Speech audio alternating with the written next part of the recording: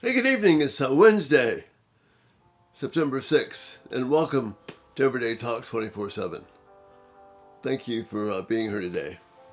Again, just a quick reminder, Q&A Friday is just 2 days away. We've already got some really great questions, so looking forward to having that time with you on Friday. Get plenty of time to send them in if you still have some more questions. Okay, we're looking at Proverbs 2, and we're talking about Solomon's guidelines, Solomon's direction for acquiring wisdom. And tonight, last night we talked about, remember, there's three stages here. We have the process of bringing wisdom in, then we develop a passion for that wisdom, and that's how we win the prize. The passion isn't the prize, but we need the passion to secure the prize.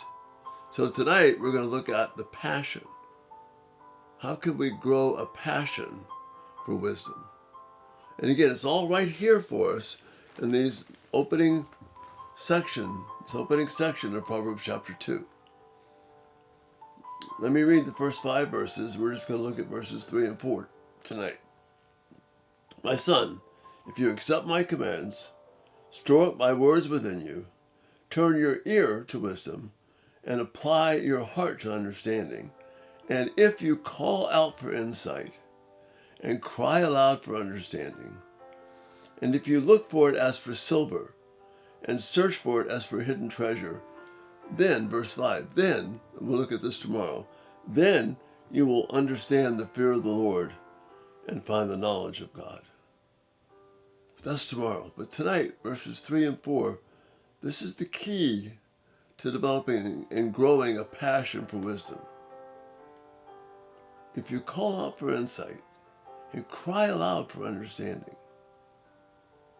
if your intention, if your heart, if your focus is, I want more about God, I want to know His wisdom, I need it.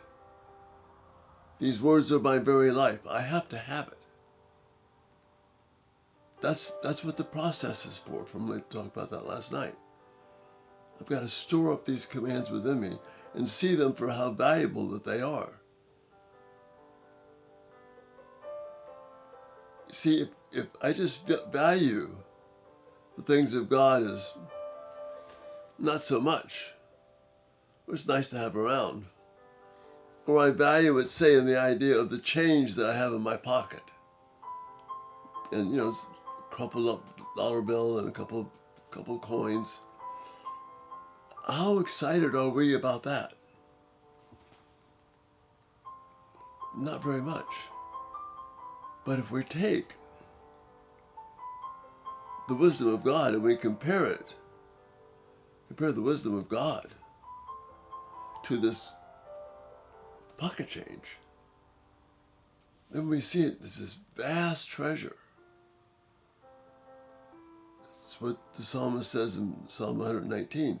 Your word is more precious to me than thousands of pieces of silver and gold. And this treasure that's in the thumbnail, that's what we're after. That's the prize. But I wanted a passion for it. So rather than a ho-hum response, I'm crying out. I'm talking about it. I'm searching for it. And then verse 4. If you look for it as for silver, and search for it as for hidden treasure. If you knew that there was a lot of treasure buried in your backyard, potentially millions of dollars, would you be passive or active in trying to find it? I would think you'd be active. You'd be digging holes in the backyard. I know it's here. I've got to find it. Because this is that much value. That's what's being communicated here. Do we have that kind of passion for the Word of God?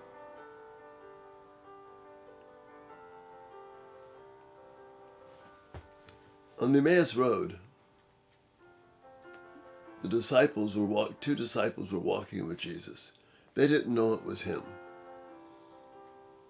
And he opened up the scriptures and he talked to them about all that his presence and how all the Old Testament prophecies spoke of him. Remember their comment after that when Jesus revealed himself to him, then he left? They said to each other, didn't our hearts burn within us, is Luke 24, didn't our hearts burn within us when he opened the Word of God to us? That's the passion we want to develop for this Word of God, because it is our life. It tells us how to be secure and stable, free from the drudgery of a purposeless life, where we know that we have the answer to how to live and bring honor to God with every breath and every step that we take. That's the passion. And we're going to talk more about the prize tomorrow, but we need to be passionate about that. So again, Solomon is saying, if you call out for understanding, if you call out for insight, and cry aloud for understanding, if you look for it as for silver, and search for it as for hidden treasure, this wisdom that is here just blows us away. It is such a joyful, beautiful thing. And it inspires passion. I need to have this. I have to have this. Not to make me better, but because it draws me closer to God and the beautiful prize of knowing Him. So, first of all, we have the process. We look at the Word of God. We see how valuable it is. It's not just like loose change, but it is this precious, glorious treasure. And when I see that, then I become consumed in wanting to have it. I look at the Proverbs. I look at this book. And I drink it in. Because that's where my hope is. And I keep searching for it because I know that treasure is out there. And that's what I want. And that yields us the most beautiful prize of all. And we'll talk about that tomorrow. Again, thank you so much for being here. Again, love your questions, thoughts, feedback. And Lord willing, we'll see you tomorrow. Good night.